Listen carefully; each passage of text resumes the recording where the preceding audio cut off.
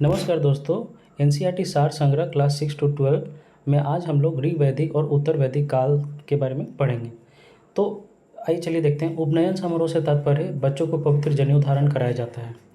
वैदिक काल में स्त्रियों की स्थिति कैसी थी? तो ऊंची थी। 4 वेदों में प्रथम वेद कौन से हैं? तो ऋग्वेद। भारत में मूर्ति पूजा शुरू हुई थी आर्यों के काल से पूर्व ही। पूर्व वैदिक काल में समाज के विभाजन का आधार था पेशा। सत्यमेव जयते शब्द कहाँ से लिया गया? तो मुंडकप उपनिषद से। सबसे पुराना हिंदू महाकाव्य है रामायण। रामायण भारत में मूर्ति पूजा प्रारंभ होने के लगभग से संकेत है आर्यों के काल से। आर्यों के दर्शन और सिद्धांतों की व्याख्या करता है उपनिषद। वह सामाजिक प्रथा जो केवल ऋग वैदिक काल की प्रतीक सिंबॉलिक है, दहेज प्रथा। वैदिक काल में वह अनाज जिसके लिए व्रीहि शब्द का प्रयोग किया जाता है, चावल। सत्यमेव जयते महावाक्य उद्दृष्ट है मुंडकोपनिषद से। वेदों के गद्य प्रकरण कहलाते हैं ब्राह्मण। ज्ञान के सिद्धांत पर बल देता है उपनिषद। ऋग्वेद में इंद्र देवता की सर्वाधिक महत्ता का वर्णन है। प्राचीनतम वेद है ऋग्वेद। वह भारतीय पुरातन ग्रंथ जिसमें अपराध और अपराधी का जिक्र आता है। अर्थशास्त्र, मनुस्मृति और न्याय मीमांसा।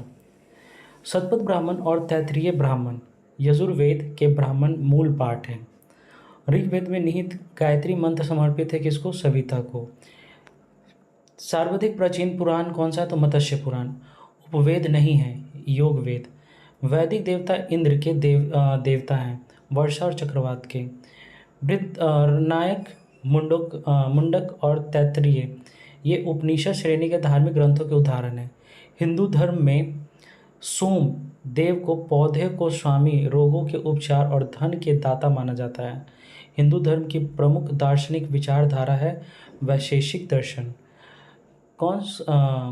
यजुर्वेद को कर्मकांड ग्रंथ के रूप में भी जाना जाता है। यजुर्वेद की शाखा कौन सी है? शाखाएं कितनी है? तो 2 है। वैदिक ग्रंथों के अनुसार संग्रहित्री का कार्य था कोषाध्यक्ष, खजांची का। हिंदू धर्म में ब्रह्म देवता को सृजनकर्ता माना जाता है। ऐतरेय उपनिषद ऋग्वेद के ऐतरेय आरण्यक की दूसरी पुस्तक के 4, 5वें और 6ठे अध्याय से संबंधित है और इसे सबसे पुराना उपनिषद माना जाता है। ऋग्वेद 4 वेदों में से पवित्रतम वेद है जिसमें 10,600 ऋचाएँ के 10 सूक्तों के अध्याय जिन्हें मंडल कहा जाता है शामिल है। ऋग्वेद में ऋचाओं की संख्या सर्वाधिक है। चारों वेदों में सबसे पुराना और सबसे बड़ा वेद कौन सा है? ऋग्वेद। प्रारंभिक हिंदू दर्शन में जीवन के 4 चरण में निर्धारित किए गए हैं। चारों वेदों में से यजुर्वेद वेदों को यज्ञ सूत्रों के वेद के रूप में जाना जाता है जिसे समान उद्देश्य के लिए इच्छित छंदों के साथ साथ विचित्र संस्कारों के लिए अपनाए जाने वाले गद्य सूत्र भी शामिल है। उपनिषद शब्द में उप शब्द दर्शाता है किसको? निकटता को। ऋग्वेद में स्रोतों में सूक्त के रूप में भी जाना जाता है। सामवेद को गीत की पुस्तक, मंत्रों का वेद या गीत का योग भी कहा जाता है। सबसे पुराना वेद है ऋग्वेद। ऋग्वेदों में से 1028 मंत्र हैं जिनमें अप्रामाणिक वलशील वजन शामिल हैं। वेदों का निरुक्त अंग जटिल शब्दों से अर्थ और व्याख्या के लिए प्रसिद्ध है। भारत का राष्ट्रीय आदर्श वाक्य सत्यमेव जयते अर्थात सत्य की हमेशा विजय होती है किस प्राचीन भारतीय शास्त्र से उदित एक मंत्र है? तो मुंडकोपनिषद से। धनुर्वेद यजुर्वेद का उपवेद है। इसका संबंध है युद्ध कौशल से। सामवेद में संगीत से संबंधित ज्ञान संग्रहित है। वेदों को इंडो आर्यन सभ्यता का सर्वप्रथम साहित्यिक अभिलेख माना जाता है। इसमें शामिल 4 वेदों के नाम ऋग्वेद, सामवेद, यजुर्वेद और अथर्ववेद है। मुंडक उपनिषद अथर्ववेद से संबंधित है। भारत की वैदिक काल अवधि कब तक चली? 1500 से 500 ईसा पूर्व तक। जादुई अनुष्ठानों और वशीकरण के बारे में बताता है अथर्ववेद। यजुर्वेद में यजुर का अर्थ है बलिदान। वेदों में बीमारियों का उपचार दिया गया अथर्ववेद में। और कौन सा वेद है जिसमें बीमारियों का उपचार दिया गया? तो अथर्ववेद।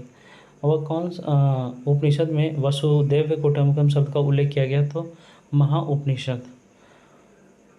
108 उपनिषदों में से 11 उपनिषद मुख्य माने जाते हैं। सबसे पुराने उपनिषद कौन से हैं? तो छांदोग्य उपनिषद। प्रारंभिक भारतीय दार्शनिक के अनुसार प्रत्येक वस्तु 5 मूल तत्वों से बनी है। ऋग्वेद युग के नर देवता पौधों के देवता थे तो सोम। प्राचीन काल में आर्यों के जीविकोपार्जन का मुख्य साधन क्या था? तो कृषि और पशुपालन। पुराणों के 5 लक्षणों का उल्लेख मिलता है तो मत्स्य पुराण में। अष्टक भी कहा जाता है किसे? तो ऋग्वेद को। एक वेदांग नहीं है तो वो कौन है? स्मृति। वैदिक कालीन प्रशासन में भागदुह अधिकारी था, राजस्व कर जमा करने वाला। वह ग्रंथ जिससे यजुर्वेद शब्द का प्रयोग हुआ है ऋग्वेद। महाभारत ग्रंथ का उपनाम है सप्तसहित्री संहिता। गायत्री मंत्र के नाम से प्रसिद्ध मंत्र सर्वप्रथम मिलता है ये ऋग्वेद में। ऋग्वेद की मूल लिपि थी ब्राह्मी। ऋग्वेद पर आधारित संकलन है सामवेद। ऋग्वेद धर्म था बहुदेववादी। ऋग्वेद काल में जनता विश्वास करती थी बलि और कर्मकांड। गोत्र शब्द का प्रयोग सर्वप्रथम हुआ था ऋग्वेद में। ऋग्वेद में सर्वाधिक संख्या में मंत्र संबंधित है इंद्र से। सबसे प्राचीन वेद कौन सा है? तो ऋग्वेद। वह वैदिक ग्रंथ जिसमें वर्ण शब्द का सर्वप्रथम नामोल्लेख मिलता है तो ऋग्वेद। ऋग्वेद में उल्लेखित यव शब्द किस कृषि से है? तो जौ उत्पाद से तो जौ। ऋग्वेद में उल्लेखित प्रसिद्ध 10 राजाओं का युद्ध लड़ा गया था परुष्णी यानी रावी नदी के किनारे।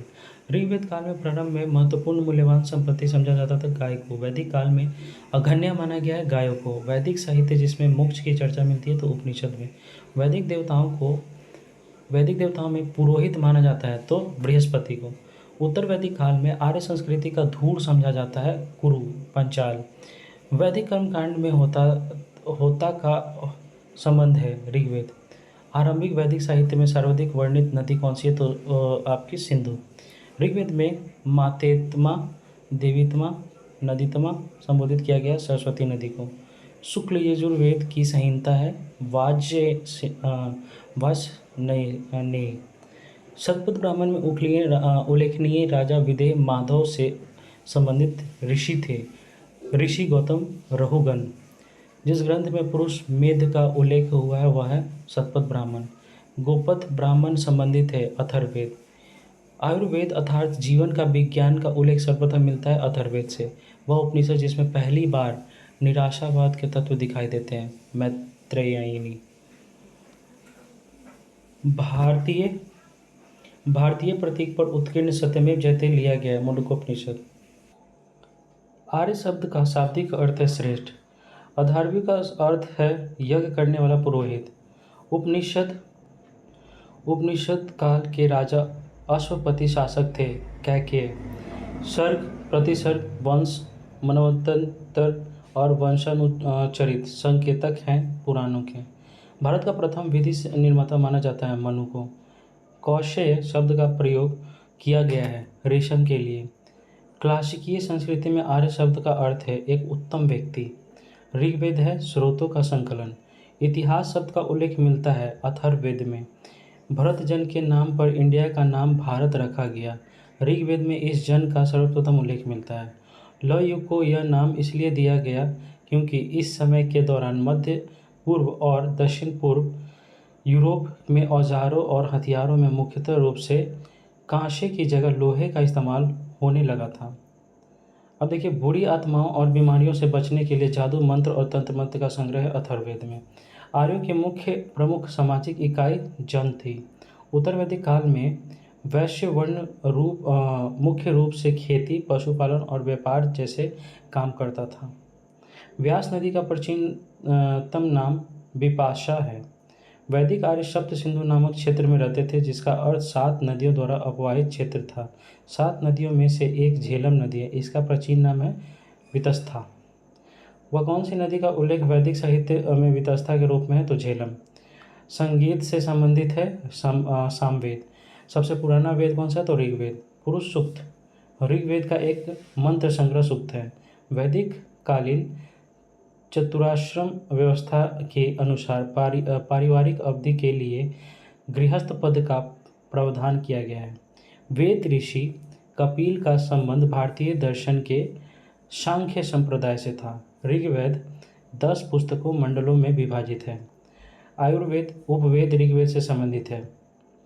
ऋग्वेद में ऋषि विश्वामित्र और देवी के रूप में पूजी जाने वाली 2 नदियों के बीच संवाद के रूप में एक भजन है।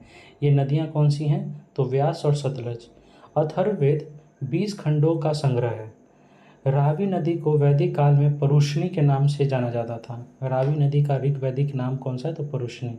वेदांगों के संदर्भ में अनुष्ठान को दर्शाता है कल्प। एक समय पर वैदिक सभ्यता में राजा को गोपति कहते थे, जिसका अर्थ होता है मवेशियों का स्वामी। भारत में वैदिक सभ्यता सरस्वती नदी के किनारे विकसित हुई थी। वैश्विक दर्शन के प्रतिपादक हैं कणाद। अब लोग हम देख लेते हैं वेद और ब्राह्मण। ऋग्वेद कौशिकी और ऐत्रेय ब्राह्मण। यजुर्वेद शतपथ तैत्तिरीय ब्राह्मण। सामवेद पंचविंश षड्विंश अथर्वुत तथा जैमिनी प्रतान। अथर्ववेद गोपद ब्राह्मण। धन्यवाद दोस्तों। अब इसके आगे हम लोग अगले वीडियो में देखेंगे।